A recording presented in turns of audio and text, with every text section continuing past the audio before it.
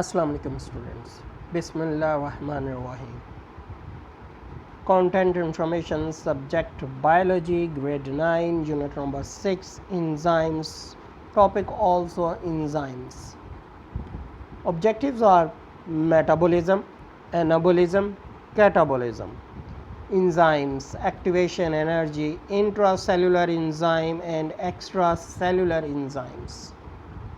First of all, metabolism. Metabolism is a set of a biochemical reaction that occur in living organism in order to maintain life. These process allow organism to grow and reproduce. दोबारा बनाना, maintain their structure, अपने structure को maintain रखना and respond to their environment और environment को respond करना. In metabolism, there are two further process that as a whole called metabolism. तो वो further to process क्या है? एनाबोलिज्म है and catabolism.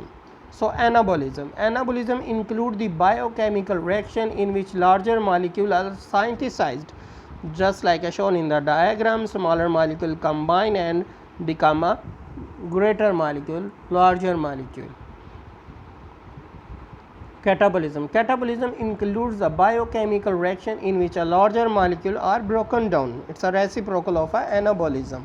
Usually energy is released in catabolism and is utilized in anabolism. In this way the biochemical reactions are actually energy transformed.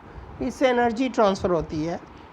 Just like as shown in the diagram, catabolism is a larger molecule and breakdown in a smaller molecules. Now we will shift on to the enzymes. During metabolism, chemicals are transformed from one form to the other by enzymes. Enzymes are crucial to metabolism because they act as a biocatalyst. Catalyst वो चीज़ होता है जो reaction में use नहीं होता at the end, लेकिन reaction में अपना रोल प्ले करता है रिएक्शन की स्पीड को अप करने के लिए. कुछ रिएक्शन सदियों सालों के होते हैं, उनको स्पीड अप करके रिएक्शन जल्दी हम हासिल कर लेते हैं और रिएक्शन के एंड पर कैटलिस्ट हमारे पास उसी मिकदार में जैसा कि रिएक्शन के शुरू में था प्रोवाइड होता है, वही हमें दोबारा हासिल हो जाता है. जब ये कैटलिस्ट एक लाइफ ज़िंदगी के अंदर परफॉर्म होगा तो वो बायो कैटलिस्ट कहलाएगा एंड रेगुलेट मेटाबॉलिक पाथवेज और मेटाबॉलिक पाथवेज को रेगुलेट करता है, बाकायदा बनाता है. Enzyme are proteins that catalyse biochemical reaction are not change during the reaction. The molecules at which molecule act as a called substrate and enzyme converts them into different molecules called products. हमारे पास जो reactant होंगे वो substrate होगा, जो reaction करके हमारे पास product बनाएंगे, जो हमारा डिज़ायर सब रिज़ल्ट है वो देंगे हमें, तो वो प्रोडक्ट कहलाते हैं. एक्टिवेशन एनर्जी, किसी काम को स्टार्ट करने के लिए कुछ एनर्जी चाहिए होती है, इसे हम एक्टिवेशन एनर्जी बोलते हैं. It is defined as a minimum energy required to start a reaction. The need for activation energy act as the barrier to the beginning of a reaction. अब अगर हमारे पास एंजाइम मौजूद होगा तो रिएक्शन की speed तेज़ होगी. तो आपको डायग्राम में भी ये शो करवाया गया है कि विदाउट एंजाइम आपको ज़्यादा एनर्जी देनी होगी, प्रोवाइड करनी होगी, जबकि विद एंजाइम आपको lesser amount of energy required होगी, जिसकी वजह से कोई भी रिएक्शन स्टार्ट हो पाएगा.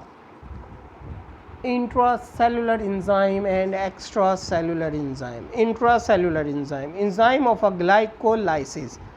स्टूडेंट्स एक बात याद रखिएगा, लाइसिस कहीं भी वर्ड आ जाए it means that break down anything. अब ग्लूकोज से एक्सट्रैक्ट किया गया है और ग्लाइकोलाइसिस बीन्स ये होगा break down of a glucose working in the cytoplasm, जो कि साइटोप्लाज्म में काम करता है. We already studied in unit 4 of grade 9.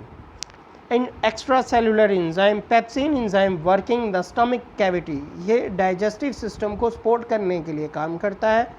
तो एक्स्ट्रासेलुलर एंजाइम मोनोमर्स होते हैं, तो ये बन जाते हैं आपके पास पॉलीमर बन जाते हैं, और जनाब एक तरफ ब्रेक डाउन हो रही है, एक तरफ कंबाइन होकर पॉलीमर बड़ा मॉलिक्यूल डेवलप हो रहा है. ओके स्टूडेंट्स, अल्लाह हाफिज़.